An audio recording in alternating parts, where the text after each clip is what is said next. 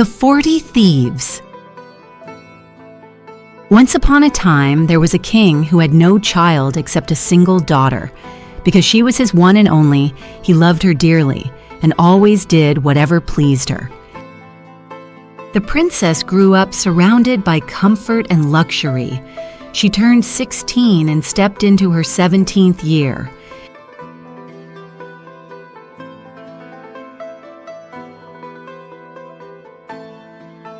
One day, she said to her father, "Father, I want 40 maidens, all the same height, all the same face, and dressed alike." The king replied, "Very well." He sent his servants everywhere, from house to house, from town to town, searching until they found 40 beautiful maidens who were alike in appearance and height. Then he ordered the royal wardrobe to prepare countless garments for them, 40 sets at a time, all identical.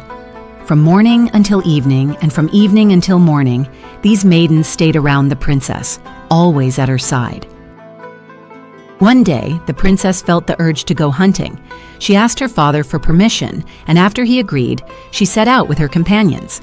Out in the open plains, they laughed, played, and enjoyed the hunt, spending a pleasant time together.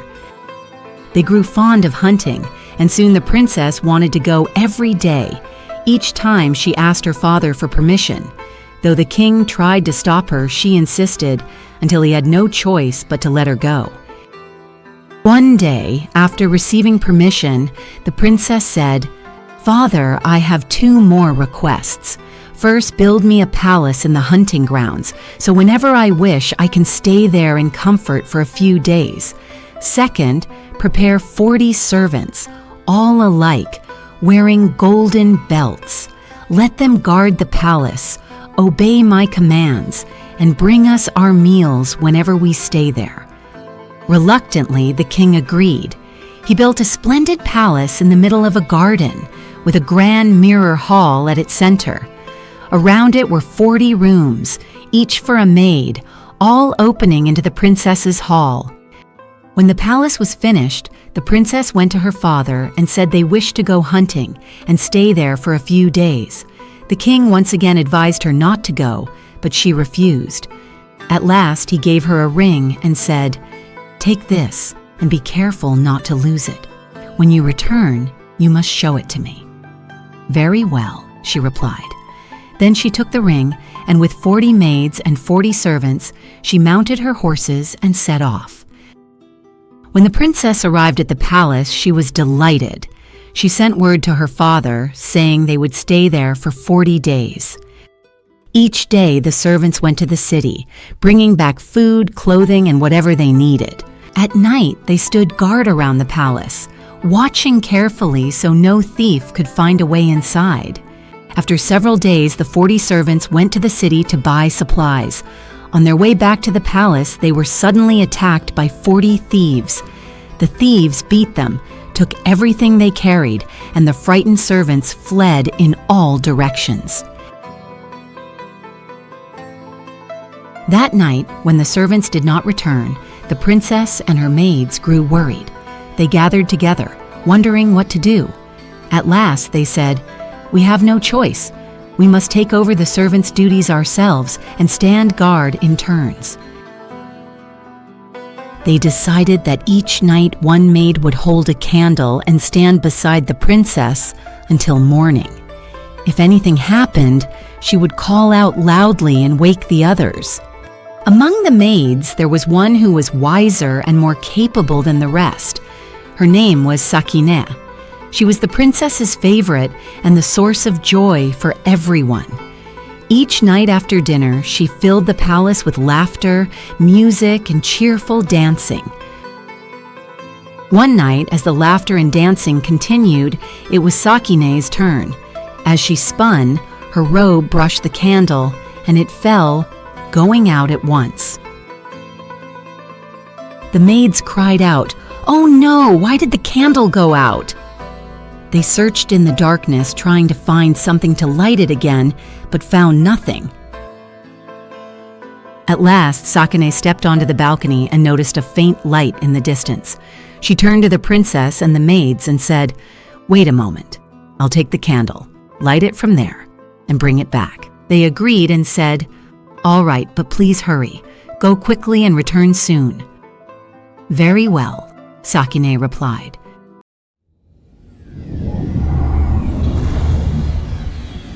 Following the distant light, Sakine stepped outside and kept walking until she reached the gate of a large garden. She entered the garden and saw a wooden platform beside a pool in the middle. A well-built man was sitting on it.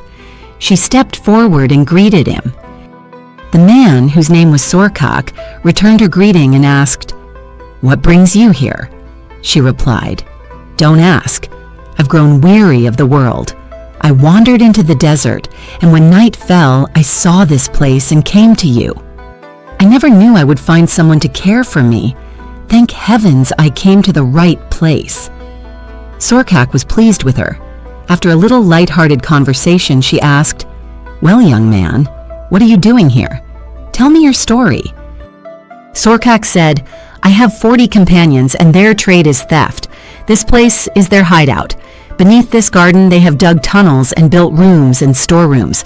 By day, they come here to rest, and at dusk, they go out to raid passing caravans. Just 2 days ago, they attacked the king's servants and robbed them. Now they say the princess has built a palace nearby. They're already planning to raid it and take everything they can." In her heart, Sakine thought, "Oh no, I've walked straight into danger." But she showed no fear and kept her composure. Then she said, "Young man, I'm glad I found you. Please get up and show me this place." Sorkak stood up and led her into the tunnel. He lit candles and lamps, showing her the rooms, until they reached a well. Sakine asked, "Whose well is this?" Sorkak replied, "It's the thieves' prison. Anyone they capture is locked inside." Sakine leaned over and looked into the well, then asked, "Young man, what is that lying down there?"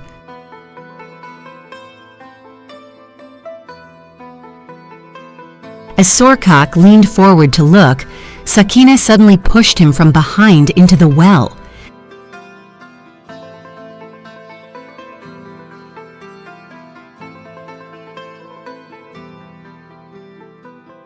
She covered the well, then went to the kitchen.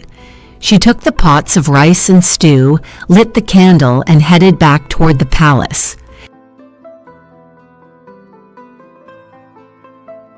The princess and the maids were relieved to see Sakine return, especially when she brought rice and stew with her. And they had gone a full day without a proper meal.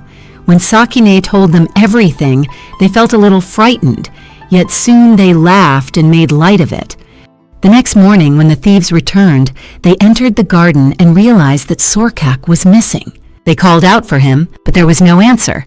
Then they began searching everywhere.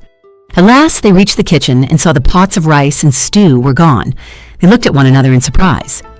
At last, they went to the well and lifted the cover. Hearing his voice, they pulled him out and asked, "What were you doing down there?" He told them everything that had happened. The thieves said, "You were careless. If she returns tonight, keep her talking until morning when we arrive." "Very well," he agreed. The next night, the princess and the maids began joking with Sakine again. They sang and laughed just like the night before. When Sakine rose to dance, her robe brushed the candle and the flame went out. Sakine quickly said, "Girls, I'll go to the same place as last night. Light the candle and bring back some food for you." The princess said, "Then take this ring my father gave me, so you may go safely and return unharmed." Sakine took the ring and headed straight toward the garden.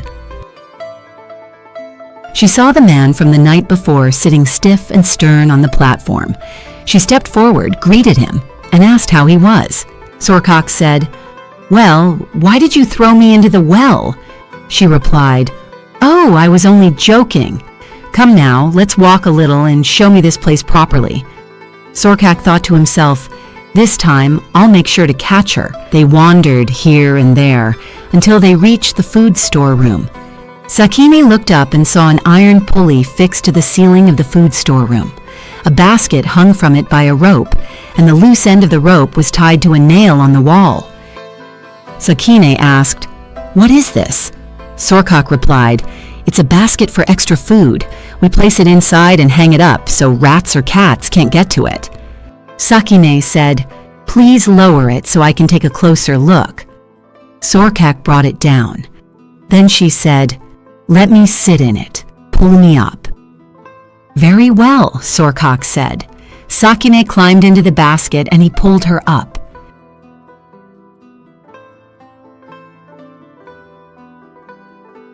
He then lowered her down. Then Sakine said, "Now it's your turn. Sit in it and I'll pull you up." Sorkak fell for it, climbed into the basket, and Sakine pulled him up.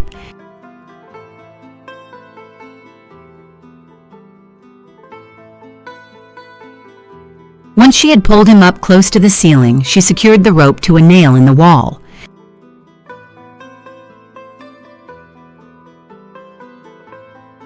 She went to the kitchen, took the pots of rice and stew, and lit the candle. Then, smiling and cheerful, she returned to the princess and her maids.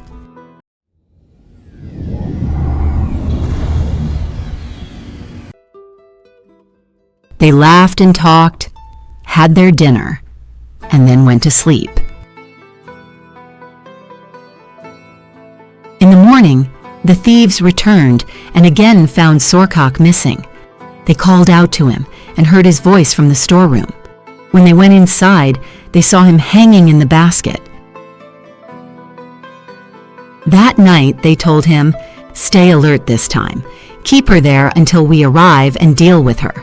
Sorkak replied, "If she comes tonight, I won't let her go, no matter what." On the third night, just like before, Sakine went back to the garden. She approached Sorkak once again, greeted him warmly, and began speaking to him in a soft and friendly manner, saying, "About last night, I was only joking. It still makes me laugh. Now tell me, how are you?" Sorkak thought to himself, "Tonight, I'll teach you a lesson." They wandered around again until they reached one of the thieves' sleeping quarters. Sakine said, "I'm thirsty. Bring me some water." Sorkak filled a cup with water and brought it to Sakine.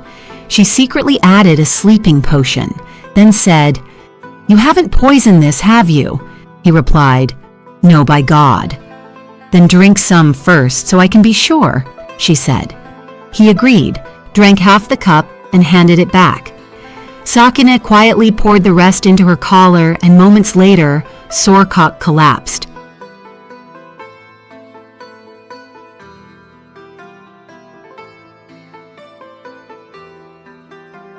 Sakine then applied a depilatory paste to his face and removed all his hair. After that, she dressed Sorkak in women's clothes, carefully made him up, and laid him in bed. She lit the candle, took the pots of rice and stew, and left. Once again, like the nights before, they talked, ate, laughed, and went to sleep. In the morning, the thieves returned and again found Sorkak missing. They called out, but there was no answer, so they began searching everywhere. At last, in one of the rooms, they found a heavily made-up woman lying asleep. The thieves said, "It's her, don't go near, let's see what happens. We finally got her." Amid all the confusion, not knowing who she was, the brothers began to quarrel over her. Each of them claimed, "She's mine, she belongs to me." At last, they decided to call out to her. She would choose whichever one she wished to marry. They came closer and saw her face look strange and unfamiliar, and she was unconscious. Somehow, they managed to bring her back to her senses. When he came to, they were stunned. It was Sorkak. "Good grief! What have you done to yourself?" He himself could not explain what had happened. It became clear the girl had drugged him and brought this disgrace upon him. The thieves grew bitter and said, "This cannot go on. One woman has made fools of us." The next night, the thieves stayed where they were, not moving at all, determined to discover the one who had outwitted them. Meanwhile, as on every night, Sakine let the candle fall as she rose. Then she went straight to Sorkak. She had no idea what fate had in store for her. Before she knew it, she found herself in the garden, surrounded by 40 thieves, with Sorkak standing behind them. She stood stunned, not knowing what to do or how to get out of this. The thieves closed in around her and demanded, "No delay, hand over whatever you have. Tell us who you are and what you want. What game are you playing with this man, and why are you against us?" Sakine realized that if she lost her nerve, she was lost. She said, "What does it matter who I am? Just know that I'm not alone. We are 41 girls, each more beautiful than the next. If you allow me, I'll go and bring them all here." The thieves were reluctant to agree, fearing she might run off and warn the others. But Sorkak, clearly taken with her, said, "I guarantee it," and insisted that she be allowed to go and bring the girls. During the exchange, one of the thieves noticed the ring on Sakine's hand and recognized it as the king's. He said, "You must leave this ring with us as a pledge." Sakine agreed, handed it over, and returned to the princess, telling her everything. "We have no choice," she said. "We must go."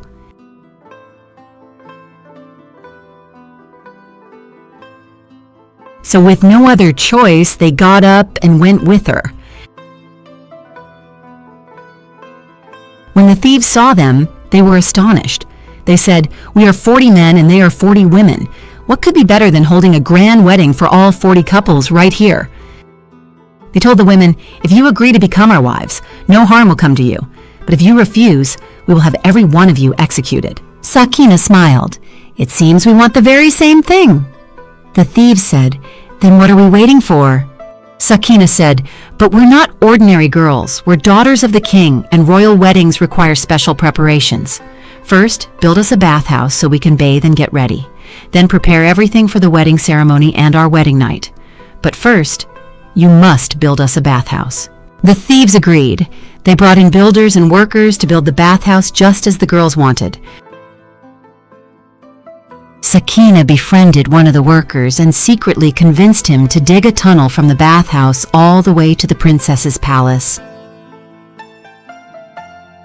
At last, the bathhouse was ready. The girls would bathe during the day and prepare themselves for the wedding that night.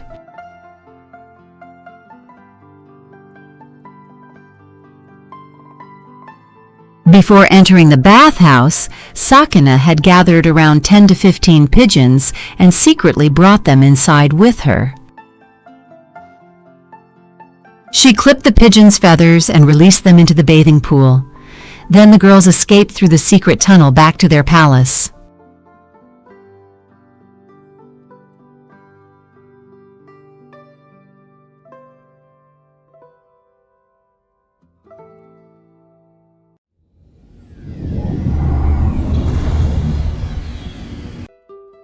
The thieves waited and waited, but the girls didn't come out.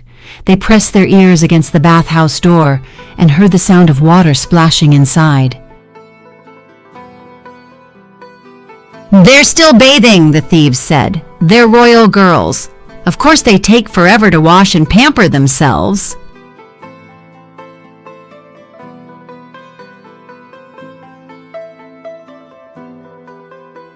They waited all day, then all night, and still the girls didn't come out.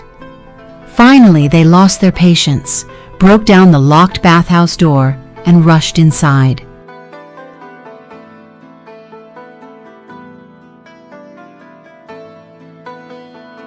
But the girls were nowhere to be seen. All that splashing had come from the poor pigeons, which had drowned in the water. The thieves were stunned by the girls' clever trick. They began plotting how to capture them again. By now they had forgotten all about robbery and fallen hopelessly in love. Meanwhile, back at the palace, the princess, Sakina, and the other girls returned safely, laughing and delighted that their plan had worked. The princess said, "Girls, our 40 days are up. Tomorrow we must return to the city. But there's one big problem. I gave the king's ring to Sakina and she left it with the thieves. I can't face my father without that ring."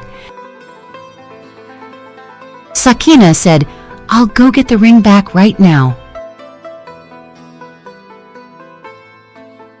With that, Sakina disguised herself as a wandering dervish, changed her appearance, and headed toward the thieves' hideout.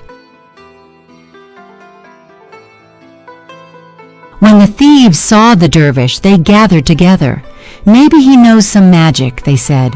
"Perhaps he can help us win those girls' hearts." So the thieves told the dervish their story. The dervish replied, "If you have anything that belongs to those girls, I can bring them here within half a day." One of the thieves said, "We have one of their rings." The dervish replied, "Good. Bring me the ring and dig a small pit. Then bring me some broom twigs, a few onion skins, and some firewood, and leave the rest to me." The thieves quickly brought the ring and handed it to the dervish. Without them noticing, Sakina secretly swapped it for a cheap ring of her own. The thieves dug the pit and brought the broom twigs, onion skins, and firewood. The dervish lit the twigs and onion skins, arranged the firewood, then tossed her own ring into the flames, pretending it was the princess's ring. Then she told them, "Sit around this pit.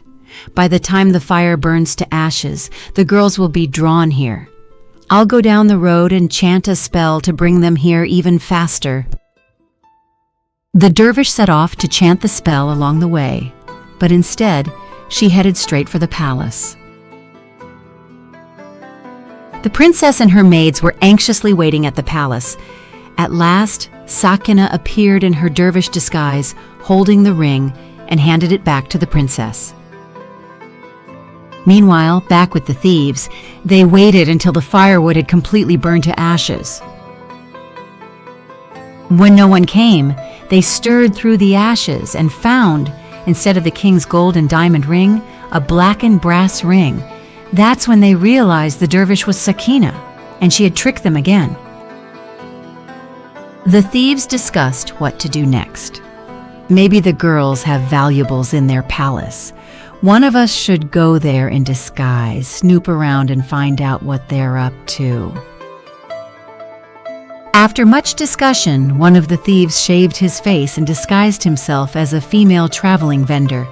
He slung a bag over his shoulder, took some needles and pins to sell, and made his way to the palace gates. He called out, "Needles and pins for sale! Needles and pins!" The princess grew curious and said, "Let's invite that vendor inside." So they called him in. The moment he entered, Sakina studied him carefully and realized he was one of the thieves, disguised as a vendor to spy on them and discover their plans. Sakina rushed over, threw her arms around the vendor and cried, "Auntie, where have you been? I've missed you so much. How could I let you wander the streets selling needles and pins just to get by?" The princess and her maids truly believed she was Sakina's aunt. Meanwhile, Sakina kept up the act, warmly welcoming her and showing her great sympathy. Sakina looked her over and said, "Auntie, look at you. Your hair's a mess, your nails are overgrown, and your hands are filthy. Girls, heat up the bathhouse. Let's give Auntie a proper scrubbing." Auntie hadn't expected this at all, and panic set in. The bathhouse was heated, and Sakina and 2 other girls took her inside and got her undressed. Sakina cried, "Oh my, look at her! Her skin is rough, and her hands and feet are covered in warts and bumps. Girls, bring me a razor." They brought the razor and cut away Auntie's calluses, warts, and one rather suspicious extra bit.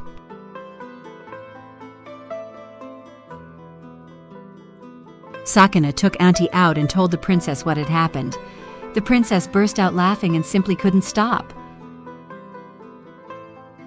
To make a long story short, they sent poor Auntie back to his friends just as he was. How he got there and what he told them, well, you can imagine. The thieves said, "This can't go on. We have to get our revenge." They put their heads together and finally came up with a plan.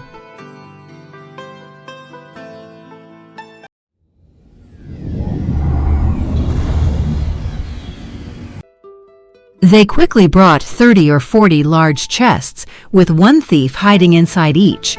Then they loaded the chests onto 17 mules. 5 or 6 of them stayed outside, disguised themselves as merchants, and set off with the loaded mules toward the palace.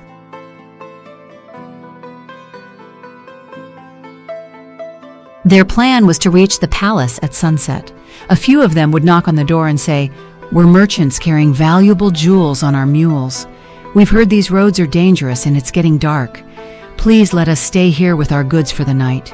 We'll leave in the morning and we'll gladly pay you whatever you ask."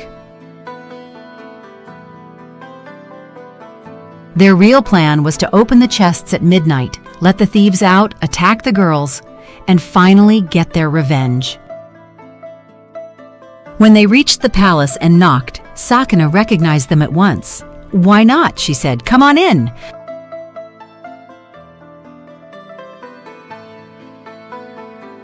Sakina let them into the palace and told them to leave their cargo in the courtyard. Then she led the merchants into a room. She told the princess and the other girls who the merchants really were. She prepared a lavish dinner for the 4 or 5 merchants, including Sorkak, and kept them busy with food and conversation. Meanwhile, she told the maids to prepare 10 or 15 pots of boiling water. Once ready, they would open the chests together and pour the boiling water over the thieves inside. Sakina, the princess, and several maids poured the boiling water into the chests, taking the hidden thieves by surprise. Sakina kept the merchants talking until well past midnight, giving the maids enough time to finish what they had to do. Then she turned to Sorkak and the others. "If you'd like to sleep, I can have some beds prepared." They replied, "That would be wonderful. We're tired, and we have to leave early in the morning." So, beds were prepared for them, and they went to sleep. About an hour later, the thieves got up and quietly made their way to the chests. They opened the chests one by one and found the thieves inside burned. Panicked, they tried to escape, but the 40 maids rushed in, seized them, and tied their hands behind their backs. The next day they took the thieves before the king. Impressed by Sakina's cleverness, he rewarded her with the thieves' garden and their underground hideout. Then Sakina said to the king, "Sorkak was kind to me, so please spare him." The king replied, "Very well, I pardon him." Sakina married Sorkak, and the two of them lived happily together for many years.